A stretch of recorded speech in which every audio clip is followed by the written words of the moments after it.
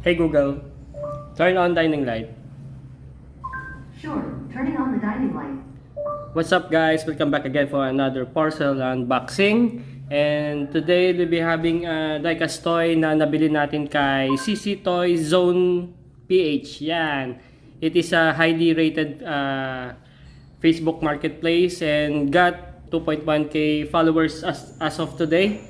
So if you are into buying Japan toys and collectibles, just follow their page and check their wall for their items for sale. Okay, so CC Toy Zone PH, galing yan from Laguna. Okay, it is a legit seller guys. So follow nyo siya. Okay, so what we have here, nakapag treasure hunt tayo sa store niya. Merong brand na Kobelco na crane o Panther crane. May Komatsu dump truck, may skid loader na John Deere na malaki, and isang vintage na corgi truck. Okay, so ang di ko lang alam kung ano yung mga ano neto guys, yung mga scale. So let's unbox this and let's find out kung ano ba yung mga scales na itong mga nabili natin. By the way, itong package na to, as you can see, 4 kilograms to guys. Isang package, 4 kilograms for 4 items. Yan, medyo kabigatan na guys. Okay, so open na natin to. Yan. Okay, so secured naman yung parcel ni ma'am sa ni sir. Thank you very much for securing my parcel. Yan, open na natin. Okay, so yung CC Toy Zone na yon, napaka-affordable ng mga items na binebenta nila doon. So, you might find kung ano yung mga hinahanap nyo sa collection nyo, pandagdag nyo sa collection nyo. So, check nyo na yung wall nila. Yan, tanggalin na natin tong box. Uy, parang meron pa ako may nakita ko ditong hindi kasama sa binili ko. Parang may freebie Thank you very much, sir. Okay, so umpisa na natin. Ito, hindi kasama sa binili ko to. I think this is a freebie from their store. Okay, sa isang Hot Wheels. Thank you very much, sir. Hindi ako marunong tumingin ng Hot Wheels pero tingin ko parang treasure hunt to. Gold base, gold solid base. Yan, okay. So, straight to tayo dito sa isaan natin. Okay, so open na natin to. Ito yung huling nadagdag sa item natin. Tingin ko ito yung skid loader. Yan. Open na natin. Teka, ingatan ko lang Yun. This is a John Deere 320 skid loader. Yan. Ang tingin ko sa scale nito, 1:50 to. Tama ba? I'm not quite sure. Pero, let's find out. Okay, so ito isa. John Deere brand. Medyo mga vintage na to guys, no? And this is a full diecast. Kung mapapansin nyo, full diecast tong item na to. Bihira na ako makakita sa marketplace ng mga ganitong item. So, luckily nakakita tayo kay CC Toy Zone. Okay, ang brand niya is, ayun na marking niya. John Deere and Airtel collaboration brand na made in China. Okay. Wala nakalagay na, walang markings ng tawag dito ng scale, pero I think this is 1:50. Yan, malalaman natin yan na quite a bit. Kasi yung Kobelco, I'm pretty sure na 1:55 yon. Sure ako doon kasi sinearch ko na yon and I'm chasing it for quite a while, yung Kobelco brand na yon. Kaya sure ako doon. That is, ang brand doon is Yonezawa. Sega Yonezawa. Ayan. Collaboration brand between Sega and Yonezawa na made in Japan. Okay, tumpasin natin ito. Dito muna siya. That's okay. Paint chip. Okay lang yan. Thrift item lang itong binibili natin guys. Hindi to brand new. No? Uy, ang daming freebie ni sir. Oh. Thank you very much sir sa mga freebie. This is a matchbox. Yan. Freebie nila yan. Oh, ito pa isa. Ayan. Porsche ba to? Yan, it is a Porsche. Yan, isa sa mga freebie ni sir. Yan, ayun na sila guys. Yan, check na rin natin yung condition, no? So, umpisahan ko na tong Kobelco na sinasabi ko. This is 1:55 scale. I'm pretty sure of that. Medyo chini-chase ko na to ng medyo matagal na. Bigat na ito, guys, oh. Yan. This is a Kobelco. Yan. Yan ang details niya. Crane to, guys. Complete pa siya, oh. Kasama pa yung hook niya.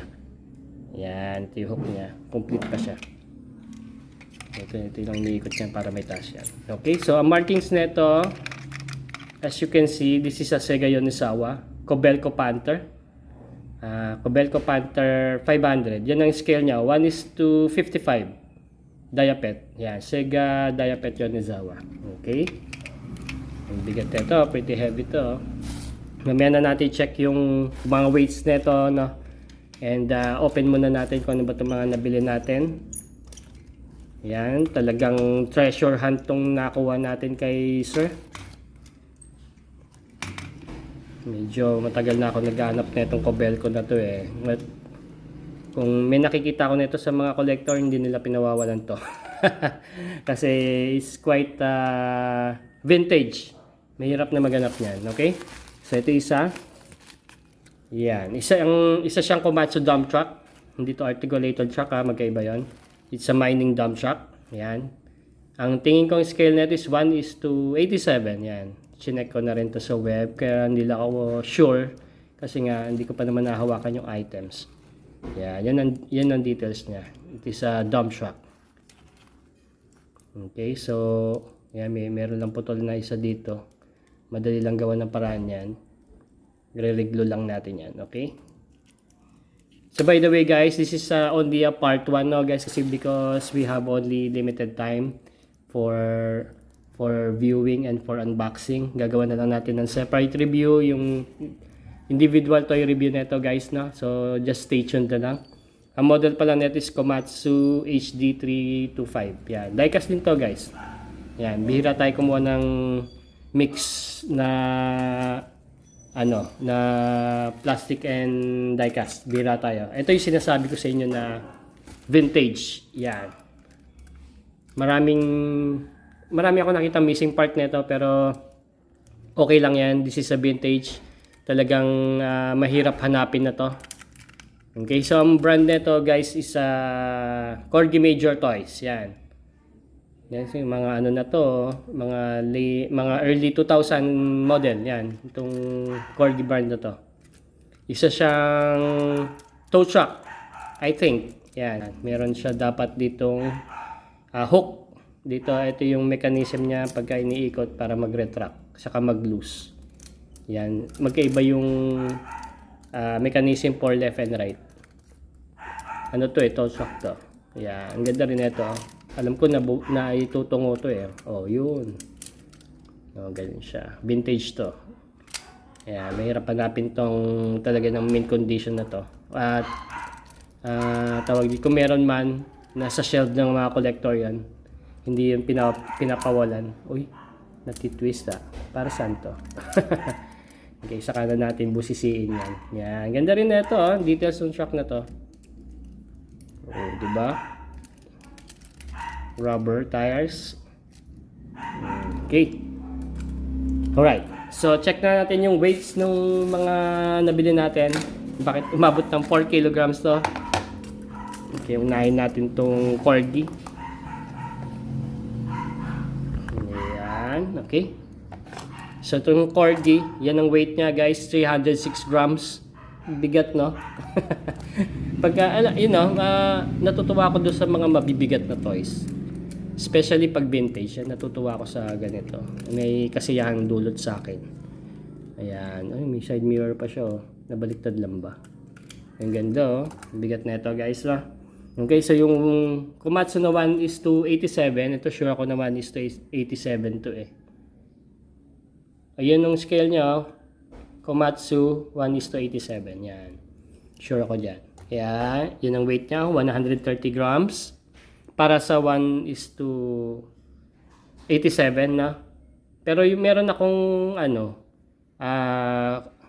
roller excavator ng Siku na 1:87, 230 plus yung niya, yung weight niya. Bibigat din Komatsu to.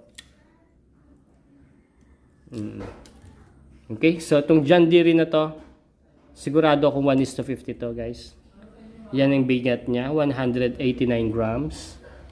And finally, yung Kobelco. Boom. Kulang kalating kilo. Ang bigat nito.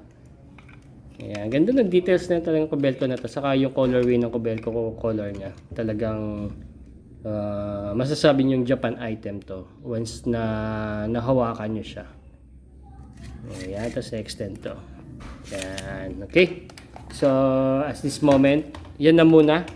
At limited lang yung time natin. May ginagawa pa kasi tayo ngayon. Talagang na-excite lang ako buksan to, guys. Just to show off kung ano tong nabili natin. And by the way, mura lang ang bilhin natin niya kay CC Toys. So, check nyo na yung Facebook page niya. I'm pretty sure andun yung hinahanap nyo. At mura doon. Mura sa store niya. Okay, so if you like more of this diecast toy review, just follow my page. I have a TikTok, Facebook, and YouTube account. And see you soon for this part 2, part 3, and part 4, and so on of these toys, series of these toys. I'll see you on the future video, and goodbye.